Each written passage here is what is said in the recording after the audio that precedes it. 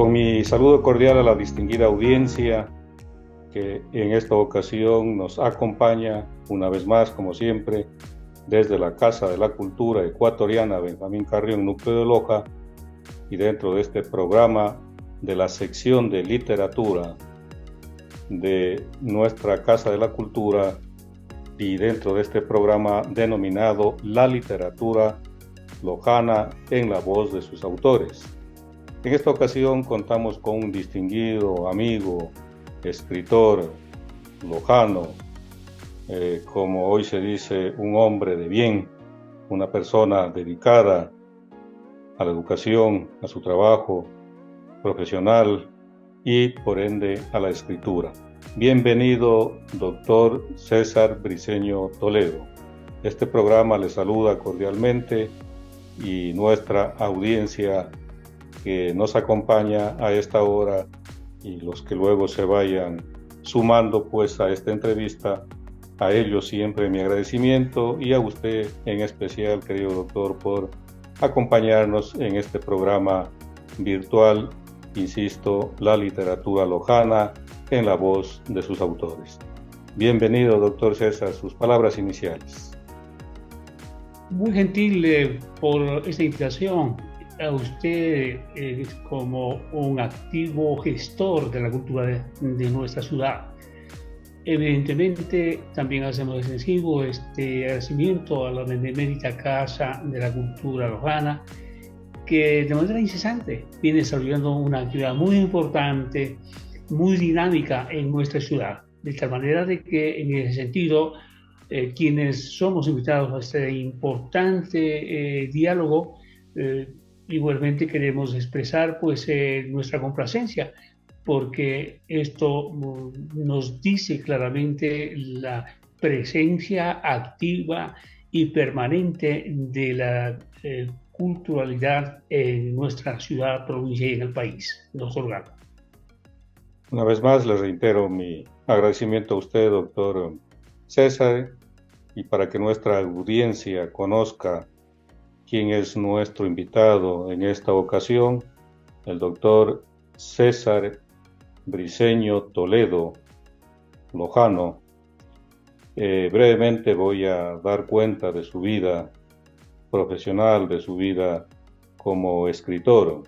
César Eduardo Briceño Toledo es doctor en Ciencias de la Educación por la Universidad Nacional de Loja.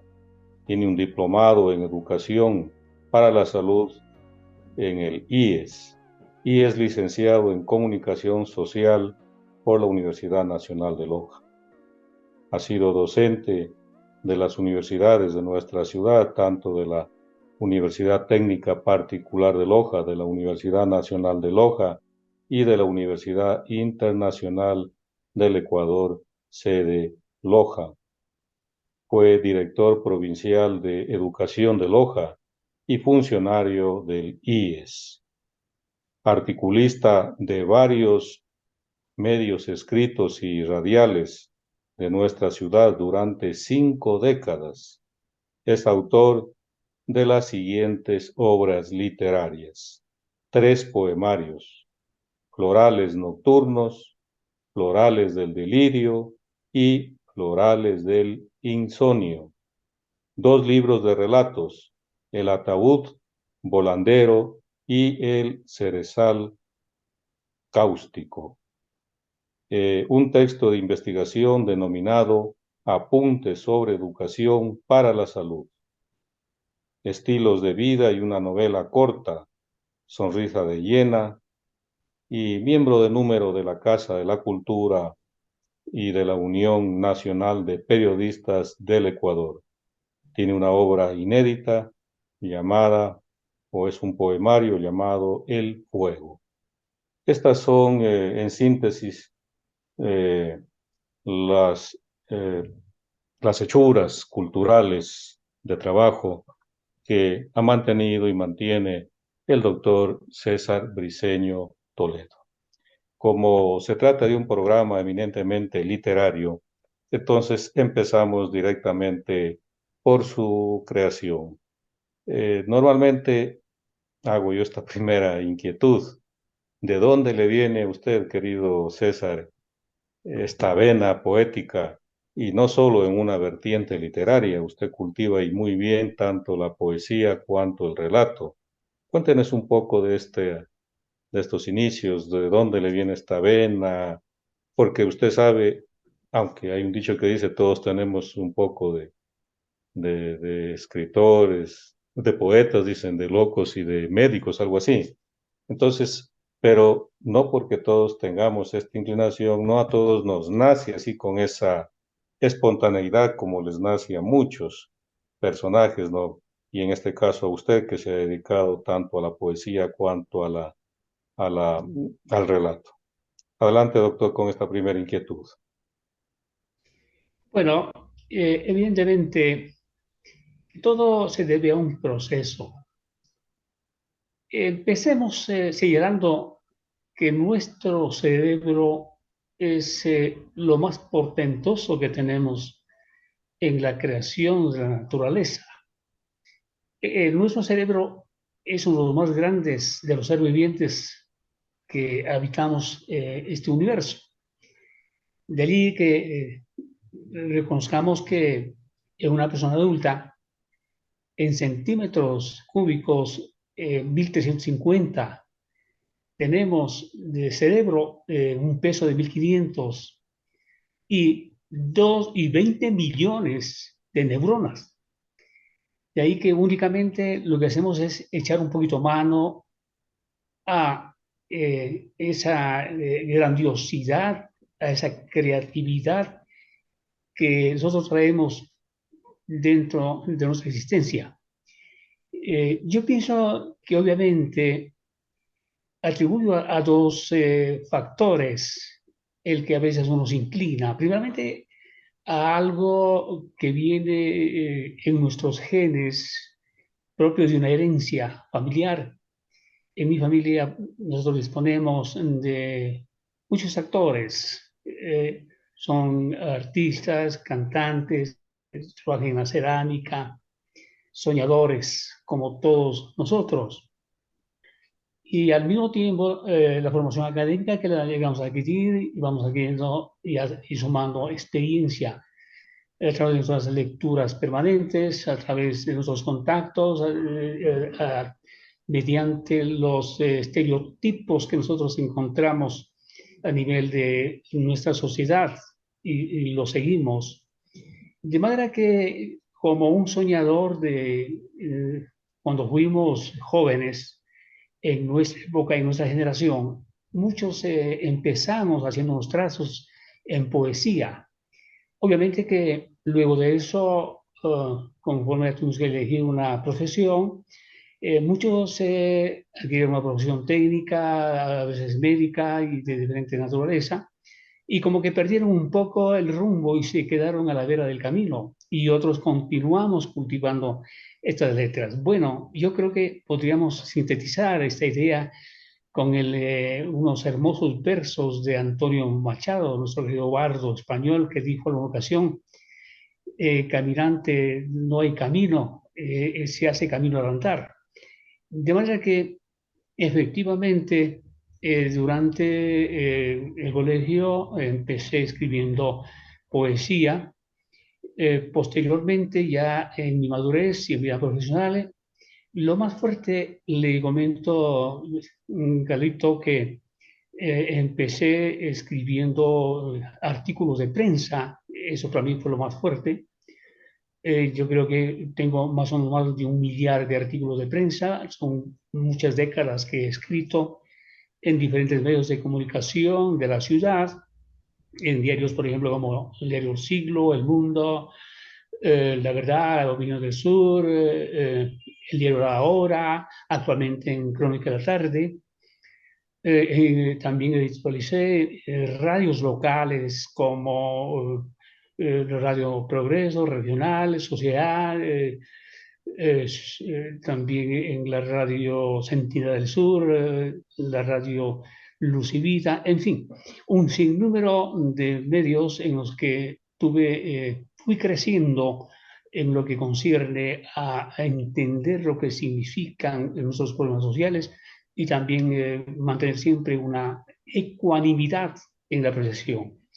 Bien, entonces luego, posteriormente es cuando empecé nuevamente a reiniciar con esta actividad de escribir. Siempre se ha dicho con mucha razón que todo periodista es un escritor y lo que hemos hecho es igual aplicar esta norma. Entonces empecé escribiendo los poemarios que usted gentilmente se ha dignado citarlos. Posteriormente pienso de que a veces hay arquetipos a los que uno también le gusta un poco coincidir. Y en eso yo decía, bueno, si ahora escribo poemas, ¿por qué no hacerlo también en los relatos? Entonces empecé a leer, o ser un autodidacta, porque mi especialidad no es precisamente de la literatura, y yo soy graduado, sí, en ciencia de educación, pero en especialidad de químico-biológicas. Entonces, posteriormente, de pronto, una vez que escribí los relatos, veo que también me inclino por la novela corta. Entonces digo, bueno, si también tenemos tan buenos representantes y tan buenos artistas la novela corta es una extensión un poco más larga que el cuento, ¿por qué no debo también escribirlo? Y precisamente esta es una de las últimas obras que tengo y que la voy a llegar a lanzar próximamente de la Casa de la Cultura, que se intitula Sonrisa de Hiena. De manera que es un trayecto que al igual que cuando uno biológicamente se inicia a dar los primeros pasos y empieza a endurar las piernas y se cae, y luego nuestros padres con mucha sabiduría dicen, no, yo no te voy a ayudar a levantar, levántate tú mismo. Y uno tiene que caer y levantarse, aprende, como también aprende a ser diestro en cualquier disciplina deportiva, natación, gimnasia, en cualquier deporte, en el fútbol, en fin, en cualquier otra clase de deporte, igual. Es, para aprender a escribir, escribiendo. No hay otra manera. Y leer bastante, informarse permanentemente, actualizarse, porque obviamente todo el arte, toda la literatura es algo viviente, que se sigue retroalimentando de acuerdo al significado y a la profundidad que le dé el aspirante o el escritor en cualquier momento, Galito. Interesante lo que usted manifiesta, doctor César, y quiero partir de lo que usted señalaba, dos asuntos muy vitales en su ámbito de creador, de literato, y en el ámbito, bueno, no solo de la poesía, sino también del relato, del periodismo, en fin, lo que usted culturalmente, en efecto, ha venido trabajando por muchísimos años, ¿no? Y eso, pues, ha hecho factible, como usted señalaba, que hay dos grandes actitudes por las cuales uno debe, en verdad, inclinarse si quiere, en efecto, llegar con calidad humana hacia una audiencia determinada. Usted hablaba de ser autodidacto, un asunto, el otro sobre la lectura. Es cierto que creo que todos los seres humanos que queremos proyectarnos, por más que hayamos estudiado una profesión determinada, a la larga, si en verdad nos interesa, nos nace hacer algo, uno tiene que ser autodidacto. Es decir, uno tiene que prepararse por su cuenta, eso es ineludible. Y qué bien aquellos que se dan cuenta que tiene que ser así. Y dentro de ese ámbito viene este otro subaspecto, por decirlo así, que es el de la lectura, ¿no? Porque yo creo que la mejor manera de prepararnos, de autoprepararnos, de autoformarnos, está en la lectura. Yo mismo, como usted seguramente conoce, pues trabajo semanalmente estas temáticas de bueno, desde el ámbito pedagógico, hermenéutico, desde la filosofía del lenguaje, desde la cognición. Usted hablaba del cerebro hace un momento y cierto, el cerebro es el que nos potencia, dependiendo de cómo uno culturalmente lo va adaptando para que podamos pues traducir aquello que pensamos, aquello que sentimos. Y decía que la lectura es uno de los factores que nos ayuda muchísimo. Y mi pregunta va direccionada justamente a esto. Eh, no sé si usted recuerde si le caló muy hondo algún tipo de lectura, de escritor, de poeta, para que usted haya creado la cantidad de versos, de poemas que tiene, ¿no? Hay gente, hay una otra edad, como se dice en filosofía, que a uno le impacta, que a veces le conmueve, o también esa vena que ya está en uno le surge y empieza a escribir, pero llega un momento que uno se da cuenta y dice, no, pues tengo esto, sí, pero quisiera en verdad conocerlo desde otras fuentes, qué hacen, qué escriben, y a veces eso le va impactando. No sé si en su caso tiene algún autor, alguna autora nacional, local o internacional que le haya impactado, que le haya ayudado a que usted luego pueda seguir perfilando, pueda seguir configurando esa esencia poética que maneja muy bien. Bien, en ese sentido, de lectura variada, multifacética, no nos olvidemos, Galito, que cada escritor, cada poeta, cada cuentista, cada novelista, con su propio estilo, siempre causan una gratísima impresión de quienes lo leemos. Obviamente que para mí fue muy significativo leer, por ejemplo, Medalla de Ángel Silva, El árbol del bien y del mal, Las flores del mal, de Charles Baudelaire, aquí en Loja, que también obviamente fue algo espectacular, a la licenciada Graciela Bustamante, una poetisa lojana, a Carlos Encalada, bueno, y tantos eh, escritores que naturalmente han dado muchísimo brillo a la poesía local a nivel mundial. Y estimo que actualmente tenemos una generación nueva de poetas, de poetisas, que obviamente nos dan a nosotros una gratísima impresión, nos revelan la potencialidad que tienen ellos. Por esa razón es que el gobierno tiene que necesariamente darles toda la atención, darle un presupuesto necesario, porque en las condiciones en que se desenvuelve nuestra Casa de Cultura siempre sigue siendo muy ajustada a sus, de acuerdo a lo que tiene que restringirse necesariamente a poder actuar. No puede extenderse mucho más. Lo que siempre a veces desearíamos nosotros que el gobierno y a través de la Casa de Cultura, la editorial sea un poco más fluida, que haya mejor posibilidad de nosotros imprimir los textos allí. Comprendemos que las limitaciones económicas no siempre son muy favorables. De suerte que siempre hay también una poesía eh, quizás intramuro de lo que se cuenta a nivel de los hogares, a nivel de la ruralidad, a nivel de nuestra gente común y sencilla. Bueno, desde ese punto de vista, todo eso es muy significativo, muy significativo.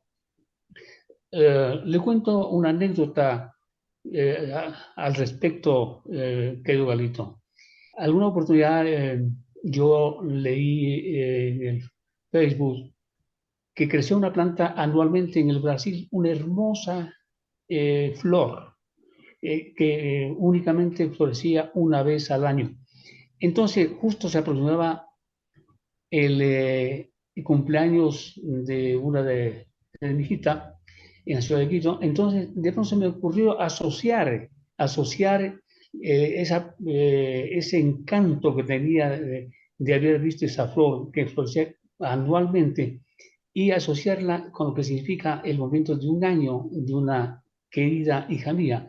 Entonces, todo eso son a veces motivaciones que a uno le va mucho más estimulando para que seguir creciendo. Lo importante en el ser humano, en cualquier nivel al que se dedique a escribir, siempre es importante contar con la fantasía necesaria, con la creatividad, con la decisión, la voluntad. También se necesita un poco de esfuerzo, no es nada fácil. También se necesita organización, también se necesita a veces trasnocharse, a veces levantarse pronto.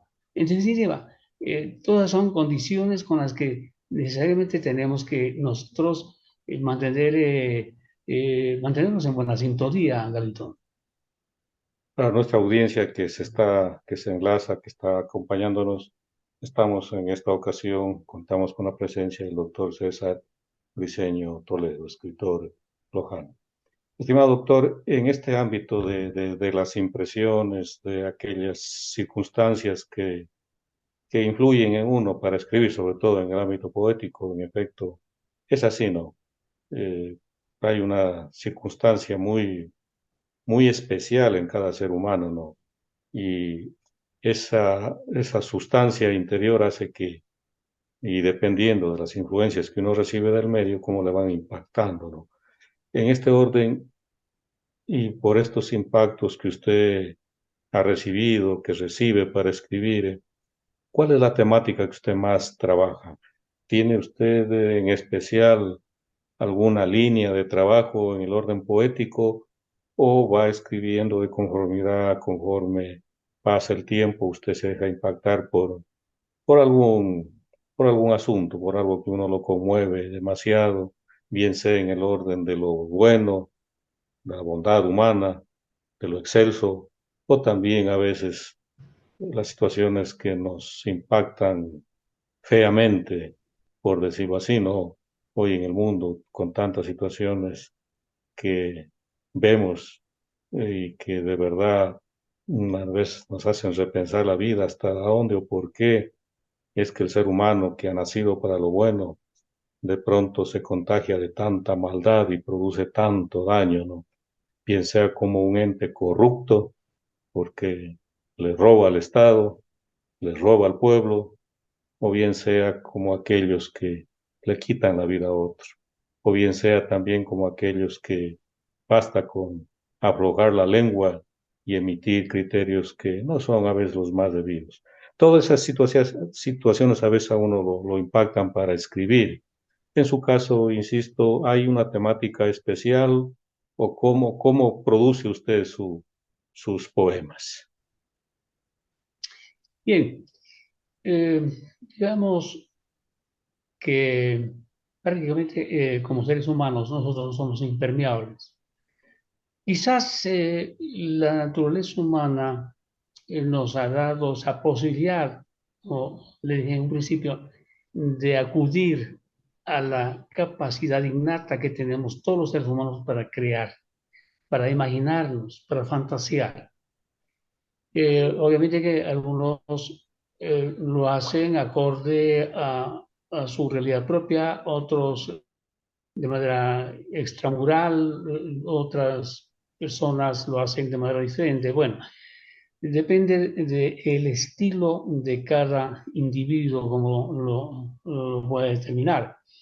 Pero obviamente de todas las formas de escribir, sea un cuento, un relato, una novela, un ensayo, creo que hay una excepción que siempre tenemos que notar, que es la poesía. Hay algo algo que con nosotros nace la predisposición a ser un poco sensible ante las diferentes situaciones, todas las realidades humanas, desde lo que ocurre en nuestra sociedad, desde lo que ocurre en nuestra familia, lo que pasa con nuestros amigos, lo que pasa con nuestro país, en definitiva. Todo eso en un momento determinado puede producir en nosotros un efecto de la naturaleza que debemos decir con algo, debemos expresarlo de alguna manera. Y eso es lo que es la espontaneidad de poder escribir y escribirlo en el momento, porque si yo en ese momento soy acicateado por un estímulo mayor, sea emocional, sea... Yo tengo que pronto anotarlo, porque ese momento es el que me encuentro en un punto de tal manera que lo voy a expresar correctamente. Bueno, siempre conducido por esa línea de la apreciación de lo que significa lo ecológico, lo espiritual, lo sentimental, eh, la belleza interna, externa del ser humano, en ese sentido. Aunque también me inclino un poco, les comento, por la poesía un tanto surrealista. Eh, Mucho lo he leído, André Breton, quien es uno de los creadores de la poesía,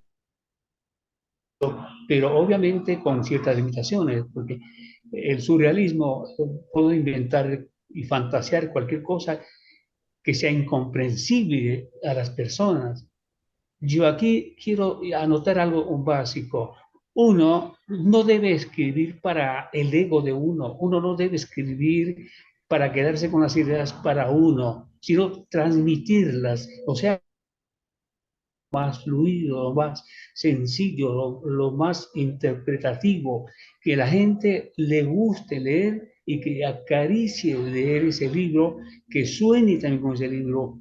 Y tenemos que reconocer que usted como uno prolífico escritor que tenemos en nuestro medio, sabemos que cuando uno escribe hay algo que también uno dice de lo que uno siente, de lo que uno piensa, de lo que uno le ha pasado.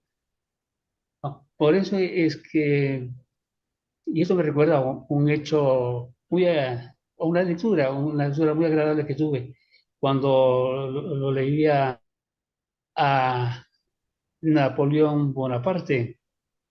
Incluso están ya filmando una película muy interesante con Joaquín Phoenix sobre la vida de este gran conquistador que quiso unificar Europa, pero para él gobernarlo.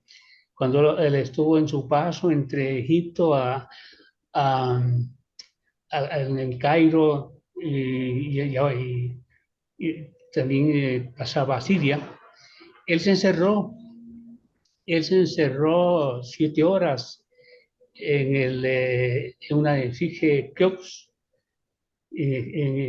allá en Egipto. Y él era un gran admirador de Alejandro Magno. Y cuando el día siguiente se despertó, estuvo desencajado, pálido, todo. Y quienes lo acompañaron le dijeron, ¿y qué vio, general? Entonces él dijo, si yo les dijera, no me lo creerían. Igual, más o menos señalando algo así como Tutankamón, cuando algo parecido a sus súbditos. Entonces, esos son pasajes hermosos que a veces conducen a un escritor a fantasear con la realidad, con la imaginación y obviamente con que la gente le entienda, le comprenda y sepa asimilar sus experiencias que al respecto llega en un momento dado a transmitir a las diferentes generaciones. En esa línea, yo creo que es importante siempre identificarse con los electores. Nosotros hemos leído, y creo que usted y muchas personas y las personas que nos escuchan, a veces han leído novelas surrealistas, veamos pinturas surrealistas, eh, a veces les un poco duele la cabeza saber qué es lo que quieren decir, qué es lo que quieren expresar. Lo mismo la poesía, una poesía muy surrealista, demasiado surrealista, también es muy difícil de comprenderlo. En ese orden, matizó esas posibilidades, esas posiciones, Galito. Qué bien, muchas gracias, mi estimado doctor. ¿Tiene tal vez usted a mano ahí algún poemario que lo pueda leer, un pequeño fragmento, si le es posible? Sí, sí, claro, cómo no, pues sí, A ver si encantado. no sé si al azar por ahí para que nuestra audiencia conozca Sí, de fuente directa la lectura de alguno de sus poemas. es que de mis últimos poemas, yo escribí Florales del Insomnio, ¿Ya? Contemplación entre sueños. Concibo una armonía florida del cosmos que desciende como gasa azul de hados, que se reflejan en tus pupilas cautiva lluvia púrpura, al caminar con el crepúsculo escarlata sosegadamente. Entre la brisa azul de primavera y el herbaje en un sendero de flores cadavéricas, en mi fantasía palpé a través de mis poros tu fresco vientecillo, que mece en mis sienes, tu transpiración de divinidad escéptica. En una burbuja carmesí encierro mis ansias y pequeñas fantasías delirantes. Reflejo tu frialdad congelada en tu sonrisa, obnubilado veo posarte contra luz en albores enrojecida y praderas mojadas por el bostezo del tiempo. Despierta, que aún las flores no se abren y mi corazón todavía tiene escarchas del ayer y un poco de agua trepidante del lejano océano. Tu recuerdo es una extensa caricia rosada que anida, mariposa de dulzura y embriaguez de la flor murciélago negro. Venid a mí con tus raíces carnales endurecidas, para levantarme como el Lázaro en los sueños. Que nadie duerma si el silencio cubre sus bocas y las piedras entre musgos crepitan por el frío del anochecer. Presuroso voy al encuentro de un huracán de peciolos verde y olivo que con el ojo ígneo derritirá mis olvidos voluntarios. Qué bueno, qué bueno, doctor César, ahí nuestra audiencia para que escuche en la voz de su autor uno de sus poemas. De la poesía, permítame que pase al relato. Usted cultiva ahí muy bien también el ámbito del relato. Eh, ¿En dónde es lo que usted se siente mejor? ¿En la poesía o en el relato? Y asimismo, ¿cuáles son cómo o de qué manera usted se ve de pronto atraído para unas veces hacer poesía y otras relato? Bien, en ese sentido, sinceramente debo decirle y decirles que me siento cómodo en ambas situaciones, con la diferencia que muchas veces escuché el comentario que es más difícil hacer poesía que escribir un relato. Yo les he dicho para mí lo contrario.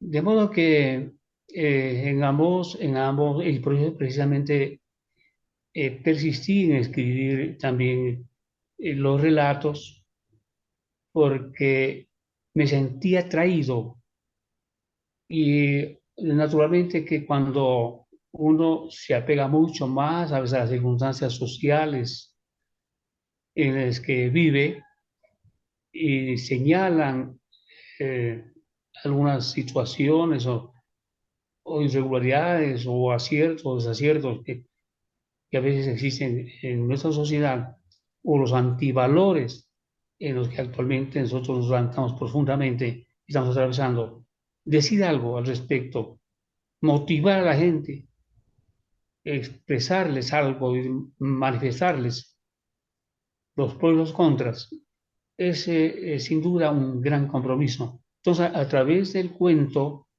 también hay pasajes que hemos escuchado, que los hemos visto y de los que a veces presagiamos que pueden ocurrir. Entonces, en ese orden, eh, me ha permitido también enriquecer el idioma, eh, emplear un sinnúmero de figuras literarias y hacerlo sobre todo con la paciencia y dedicación, porque nada es fácil. No es cuestión que uno se sienta y de hecho sale un cuento. No, en eso hay que ir articulando personajes, escenas, paisajes, emplear el acuerdo, normalmente una relación ortotipográfico debido. En definitiva, tratar de que la obra sea, en primer lugar, que le guste a uno, que esté satisfecho con lo que dice ahí.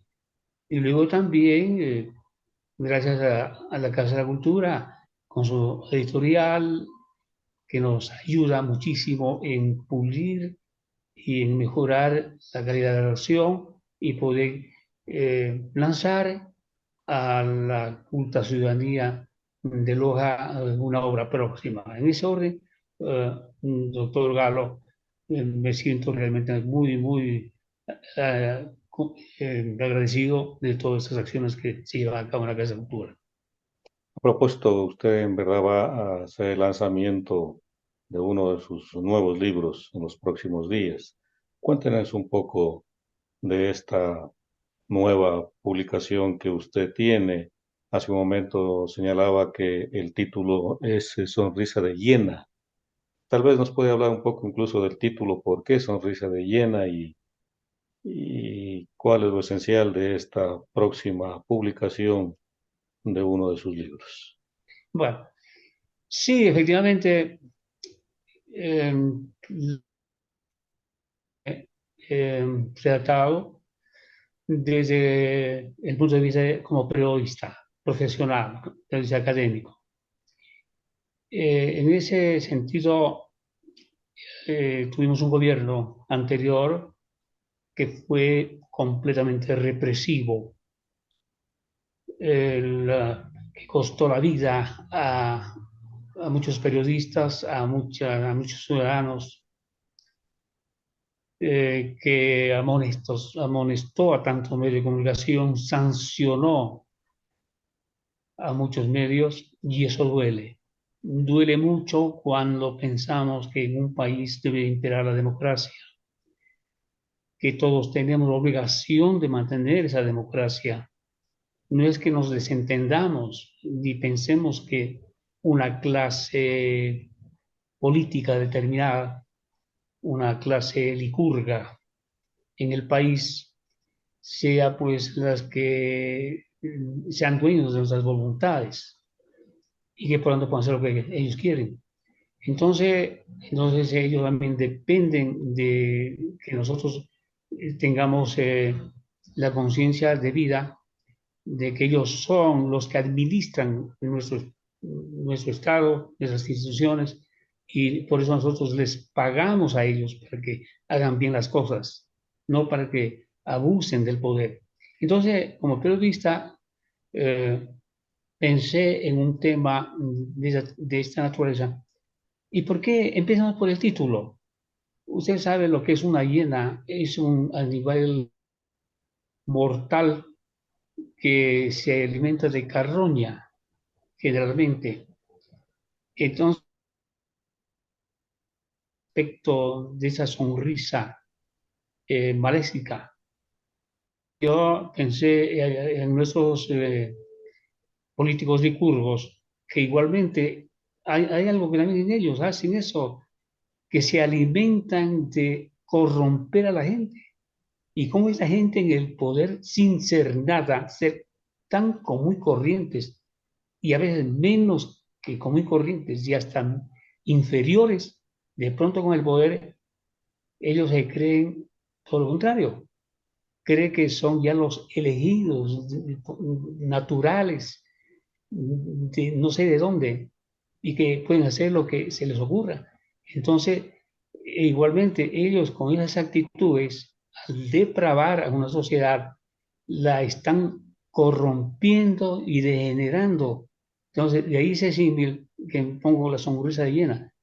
Y lo peor que puede ocurrir es que estos sonríen todavía a la gente, como que realmente piensan que ellos son los muy sabios y nosotros somos los tontos que tenemos que aceptarlos porque ellos son muy inteligentes. Y es todo lo contrario, no hay tal cosa. Bueno, entonces esta novela corta, que casi se parece a una novela negra, por lo que ahí se cuenta, existen denuncias de parte del periodismo, hay reuniones permanentes del gremio, protestan ante la fiscalía, ellos denuncian, se denuncia aquí en Loja, se denuncia a nivel nacional, aquí actúan varios actores, dramas, de un periodista que es el actor principal, no falta la parte sentimental también, la parte conflictiva, humana, porque todos somos presas de un sinnúmero de problemas personales, sentimentales, sociales. Bueno, y entonces viene la parte gremial. Y debido a estas denuncias permanentes y este acoso en contra del periodismo, hubo una muerte muy pública en la ciudad de Guayaquil, que lo asesinaron a un periodista, se persiguió un sinnúmero más de personas, hubo muchos desaparecidos, y bueno, todo eso, en definitiva, es una especie de denuncia social que se provoca, se produce y presenta esta obra que la voy a lanzar el día 19 de septiembre a las 6 horas y media, de 18 horas y media, en la Casa de la Cultura, en el Salón Autónomo Pablo Palacio, al cual, al cuyo acto, pues, desde ya me permito invitar a mis queridos amigos contertulios de la Benemérita Casa de Cultura, a los amigos, familiares y a la ciudadanía general a ese acto. Muy bien. Usted señala, o según parece en esta novela corta, usted parte de un dato muy, muy concreto, ¿no? Real. Entonces, ¿cómo conjuga usted para que no confundir el dato histórico con la novela como tal, o más bien como con la crónica, en fin, eh, cómo usted conjuga este elemento real para que se convierta no en un dato histórico concreto, sino justamente en una novela, ¿no? ¿Qué elementos maneja para que el relato como tal, que parte de una realidad concreta, política, eh, se conjugue, se frague como novela? Sí, la novela, pues, como conocemos, puede tener un carácter de ficción o también ser con de lo que ocurre en una sociedad. De verdad que lo que hago es conjugar ahí una parte de ficción, como son la presencia de actores, pensamientos, es el medio en el que se desenvuelve, el lenguaje que se utiliza, personajes que son ficticios, entran en juego en esta novela. Luego, pues la parte real, la parte que ahí se describe, es lo que corresponde a un momento de lo que ocurre en nuestra vida cotidiana, y que es un conflicto permanente, cuáles han sido naturalmente el comportamiento de un gobierno o de los gobiernos de turno que se han sucedido en nuestro medio. Es decir, lo que pienso es que toda obra, toda obra no puede ser puramente ficticia, ni tampoco una obra puede ser completamente realista o simplemente cronológica o como una crónica, sino que tiene que compartir esta especie de revelación de lo que está ocurriendo en nuestra sociedad, que hay una causa y hay un pues debemos pensar que, qué es lo que estamos viendo y que no ha pasado nada, sino que esto es debido a cómo nos han administrado, nos han gobernado en su momento algún gobierno que lo hizo bien o lo hizo mal. De manera que, y además, tiene que ser, una obra tiene que ser igualmente una denuncia social permanente. Yo sí quiero y pienso que todos los gestores culturales de toda naturaleza ya debemos también mucho preocuparnos de lo que ocurre en nuestra democracia en el país, qué es lo que está pasando y qué es lo que está sucediendo. O nosotros nos hundimos, nos vamos al precipicio, o nosotros hacer y acrecentar y en todo caso robustecer los criterios de civismo y de participación colectiva y de denuncia social en nuestro medio, Galito. Qué bien, claro, en fin, es cierto que existen una infinidad de coordenadas estéticas, humanísticas, incluso técnicas, políticas, ideológicamente concebidas para que la palabra dicha, la palabra excelsa, la palabra escrita, la palabra pulida, la palabra en expresión de un más cálido humanismo, de alguna forma tenga su efecto en la otredad, en el prójimo, ¿no? Eso es verdad, no, y en todo ámbito uno debe estar siempre atento a lo que sucede en todos los órdenes del convivir social, político, del convivir cultural, del convivir profesional, incluso científico y técnico. Y en ese orden, la literatura, es cierto, no es un simple adorno de palabras que están ahí para que uno se congracie de ellas y nada más, no tiene que quedar una huella muy profunda en nuestra cognición, en nuestra mente, de manera que pueda generar un pensamiento de compromiso con uno, de compromiso con lo social, en fin, y ahí está, yo diría, la validez de la literatura. Por supuesto que para ello tienen que haber lectores y ahí es en donde estamos enfrascados porque la informática, porque la información está desparramada en Internet y a veces quien no está preparado para ello, desgraciadamente acude a, a hechos de palabras, de lenguaje que en su mayoría a veces son solo trivialidades, ¿no?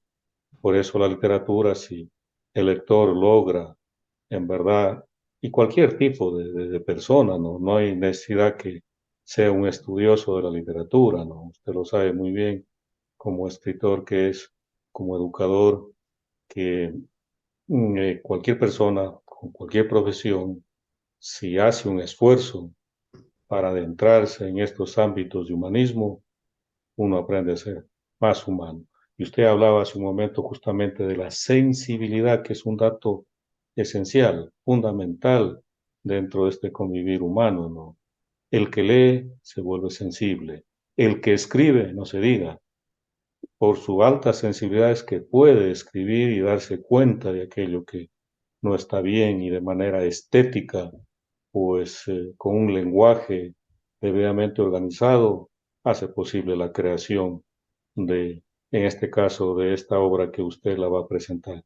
Y para concluir esta entrevista, cuéntenos, doctor César, qué planes tiene en en su caminar literario. ¿Tiene algún nuevo trabajo que está usted llevándolo a cabo? ¿Cómo va en este futuro de su trabajo literario? Sí, efectivamente, una vez que haga el lanzamiento de la obra señalada, pienso obviamente presentar uno titulado El fuego, como un elemento que creó la vida, que permitió la vida, que siempre ha cantado, se lo ha versificado a lo largo del tiempo como uno de los conocimientos más valiosos y halagadores de la humanidad. Pero al mismo tiempo también ha sido de muerte, de exterminio, como sucedió, por ejemplo, en Australia, en donde el fuego consumió un sinnúmero de especies de animales, extinguió vegetales, existió y también terminó con la vida de muchos seres humanos, al igual que sucede en Norteamérica, en el África, en nuestro medio, igualmente tenemos gravísimos problemas sobre los incendios forestales.